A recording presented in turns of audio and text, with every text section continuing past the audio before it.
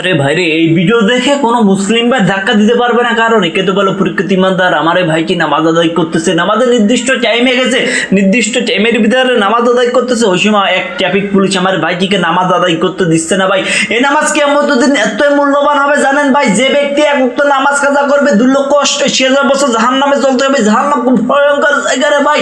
বেনামাজি কাফির মুনাফিকের মৃত্যুর সময় এত ভয়ঙ্কর মৃত্যু হবে, তাদের মনে হবে মৃত্যুর সময় বুকের উপরে হুট পাড়ে না তুইয়ে দিয়েছে, তার থেকে কষ্ট যন্ত্রণাদায়ক মৃত্যু হবে, কেউ সহ্য করতে পারবে না।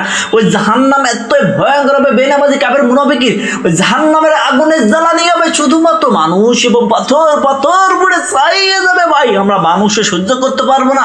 ওই জাহান্নামের একদিন সময় মনে হবে দুনিয়ার বুকে 50,000 বছর। ওই জাহান্নামের খাবার হবে পচা পুজা কুম্বল কাঁটাযুক্ত, যা কোনো মানুষ ভোগ করতে পারবে না ভাই। আমরা কেউ সহ্য করতে পারবো না জাহান্নাম কিয়ামত। এখন সময় আছে আল্লাহর পথে ফিরে 5 ওয়াক্ত নামাজ পড়ুন। ভিডিওটি ভালো লাগে চ্যানেলটি সাবস্ক্রাইব করে পাশে থাকুন ভালোবাসার মানুষগুলো।